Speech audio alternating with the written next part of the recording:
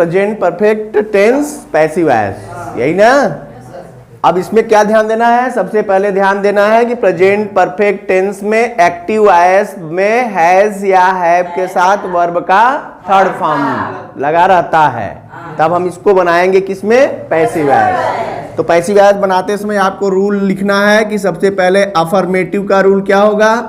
तो affirmative sentence में rule होता है, पहले आप लिखेंगे object in the case of subject, फिर लिखेंगे हैज या हैव, फिर क्या लिखेंगे बीन, ठीक है, फिर वर्ब का थर्ड फॉर्म, फिर बाय, फिर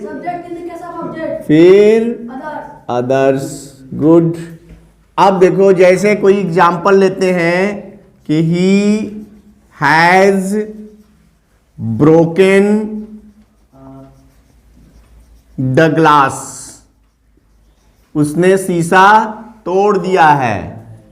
देखिए ही हैज ब्रोकन द ग्लास, तो इसमें ऑब्जेक्ट क्या है, यानी हमको पैसिव वॉइस बनाने हैं।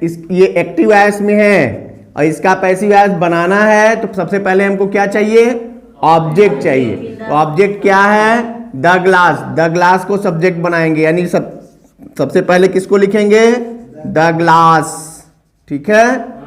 फिर उसके बाद क्या लिखना है, हैज या हैव। तो ग्लास जो है वो सिंगुलर नंबर है, सिंगुलर नंबर के साथ क्या लगता है, हैज। फिर उसके बाद क्या लिखेंगे, बिन, ठीक है। ये हैज सिंगुलर नंबर के साथ और हैव किसके साथ लगता है, प्लूरल नंबर के सब्जेक्ट के साथ, बहुवचन के सब्जेक्ट के साथ।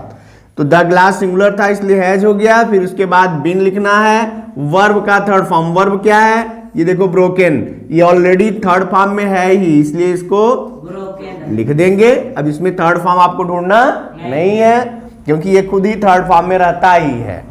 फिर उसके बाद क्या लिखना है, बाय लिखना है। फिर subject in the case of object, तो सब्जेक्ट क्या है, ही का ऑब्जेक्ट क्या होगा, हिम हो जाएगा। यानी अब आपका ये एक्टिव वॉइस था, he has broken the glass, passive voice बन गया the glass has been broken by him, ठीक ना। ये कौन सा सेंटेंस था, अफर्मेटिव सेंटेंस। कौन सा सेंटेंस था, अफर्मेटिव था। अभी इसका बनेगा नेगेटिव, इसी का बनेगा इंट्रोगेटिव। ना होगा तो क्या होगा, इसको ध्यान दो सब लोग, ठीक है। देखो यानी ये अफर्मेटिव था, अब इसको नेगेटिव बनाना है, तो रूल वही रहने दो, बस देखो इसमें करना क्या है। तो नेगेटिव जब बनाओगे इस रूल का, तो ये हैज हैव है ना, और बीन है, तो बीन और हैज हैव के बीच में यहीं पर जोड़ देंगे क्या, नॉट या नेवर। यदि कहीं आ गया तो क्या जोड़ देंगे, यहाँ पे नॉट या नेवर जोड़ देंगे। तो ये क्या हो जाएगा रूल। अब यदि नेगेटिव का रूल कहना पूछा जाएगा आपसे तो क्या बताएंगे, तो जाएगा object in the case of subject, फिर हैज या हैव, फिर नॉट या नेवर, फिर बीन, फिर वर्ब का थर्ड फॉर्म, फिर बाय, फिर subject in the case of object plus others, ठीक है। जैसे इसी में हम जोड़ दें, he has not broken the glass, तो पैसिव वॉइस क्या बनाएंगे, तो वही हो जाएगा द ग्लास। भाई ऑब्जेक्ट पहले हो गया, फिर हैज या हैव हो गया, फिर यहीं पर नॉट लगा देंगे इसके बीच में। ये देखिए नॉट कहाँ लगता है, ये आपको ध्यान देना है। ये नॉट या नेवर जब भी आएगा तो ये हैज और बीन के बीच में, हैज या हैव और बीन के बीच में यहीं पर लग जाएगा, नेगेटिव बन गया ना।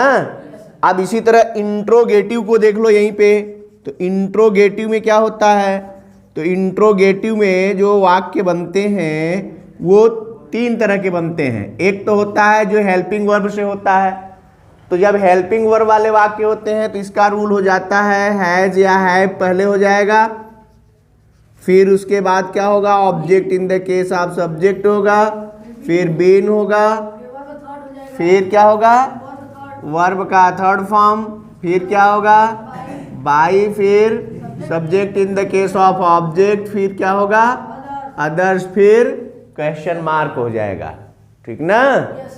अब इसमें देखिए ये पहला रूल हुआ। दूसरा इसका जो रूल होता है क्वेश्चन वर्ड वाले वाक्यों का होता है, तो क्वेश्चन वर्ड वाले वाक्यों में पहले क्वेश्चन वर्ड हो जाएगा, फिर हैज या हैव हो जाएगा, फिर object in the case of subject होगा, फिर बीन होगा, फिर वर्ब थर्ड होगा, फिर बाय, फिर subject in the case of object होगा, फिर अदर्स और क्वेश्चन मार्क होगा।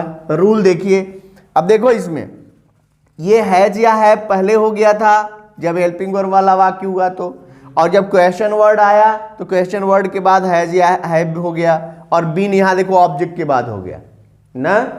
इसी तरह रूल नंबर थर्ड में हु वाले वाक्य को देखो, तो हु वाले वाक्य में क्या हो जाता है, यदि किसी वाक्य में हु आया हो तो क्या होता है, पहले बाई हुम, फिर उसके बाद हैज या हैव, फिर क्या होता है, ये object in the case of subject तब बिन, फिर उसके बाद वर्ब का थर्ड फॉर्म, फिर हो जाएगा अदर्स।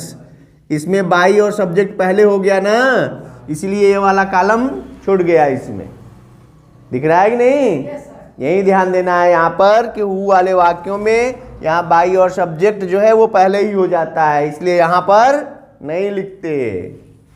अब देखिए रूल नंबर 4 में क्या होता है, व्हाट या हुम वाले जो वाक्य आते हैं, व्हाट या हुम वाले वाक्यों में ऑब्जेक्ट नहीं होता, तो व्हाट की जगह व्हाट रह जाता है और हुम को हु में बदल देते हैं, ठीक ना। फिर उसके बाद क्या होता है, हैज या हैव होता है, फिर बिन।